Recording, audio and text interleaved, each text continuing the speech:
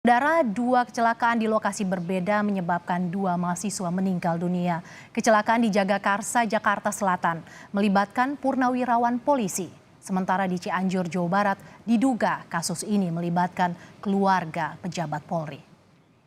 Menangis, shock sekali.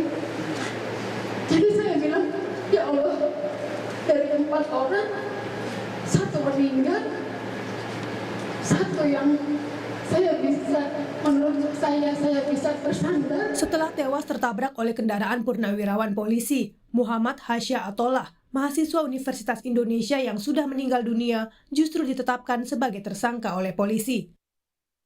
Pihak keluarga yang merasa janggal akan penetapan tersangka anaknya, meminta proses hukum dilakukan secara transparan. Melalui kuasa hukumnya, keluarga mempertanyakan mengapa korban yang tewas pada 6 Oktober 2022 baru ditetapkan sebagai tersangka 3 bulan kemudian atau pada 6 Januari 2023. Bahkan, penetapan ini baru diketahui keluarga pada 27 Januari 2023. Penetapan tersangka, kami baru mendapatkan itu di tanggal 27 Januari, Mas Iwan, kemarin. Jadi kemarin malam itu ibunya Hasya atau klien kami itu menginformasikan, tolong kami, kenapa? Ternyata di rumahnya ada yang mendatangi dari pihak kepolisian. Ternyata baru diberitahukan adanya penetapan tersangka tersebut. Bisa korban yang meninggal terkena menjadi tersangka. Singkatnya Pak, penetapan tersangka tadi di tanggal 6 Januari. Padahal korban meninggal 6 Oktober. Kasus kecelakaan ini jadi sorotan publik. Seorang purnawirawan Polri terlibat dalam kecelakaan yang terjadi 6 Oktober 2022 lalu di daerah Jagakarsa, Jakarta Selatan. Soal kasus kecelakaan ini, Komisi Kepolisian Nasional menyebut akan terus melakukan pemantauan dan memastikan apakah kasus ini telah melalui SOP yang tepat atau tidak. Kompolnas juga akan memastikan terkait adanya restoratif justice terhadap pihak-pihak yang terlibat. Kepastian hukum ini kan ada proses penyelidikan dan penyidikannya. Apakah ini sesuai dengan SOP, dilakukan secara profesional, transparan dan akuntabel? Ini harus kami pastikan, kami pantau. Kalau dari informasi Mas Rian tadi kan seolah-olah ini tiba-tiba sudah meninggal bulan Oktober, penetapan tersangkanya tanggal 6 Januari, informasi penetapan tersangka itu tanggal 27 Januari, terus kemudian ada informasi SP3. Nah, proses ini yang akan kita lihat. Dalam proses ini, apakah penyidik melakukan restoratif justice tidak kepada kedua belah pihak, sehingga tidak perlu kalau ini dilakukan restoratif justice kemudian ada penetapan tersangka. Apa manfaat dan keadilannya ini?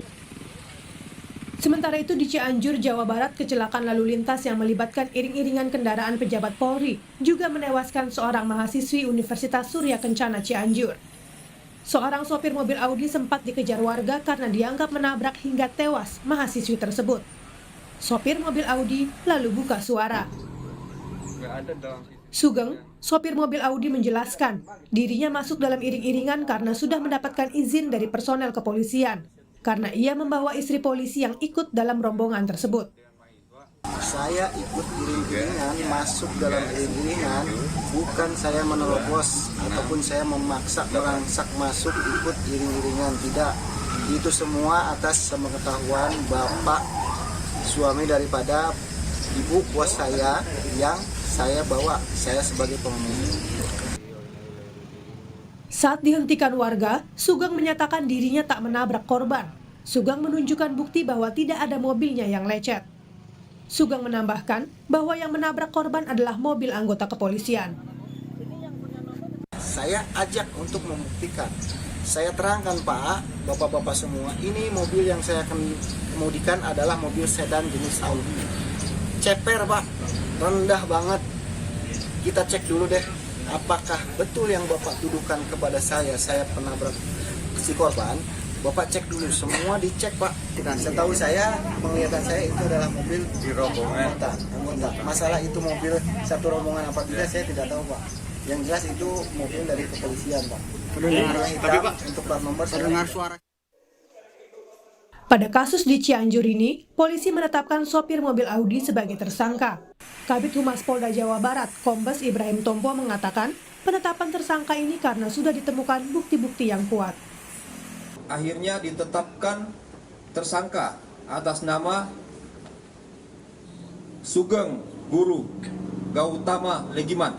Kita berupaya untuk melakukan penangkapan dan ada upaya untuk melarikan diri.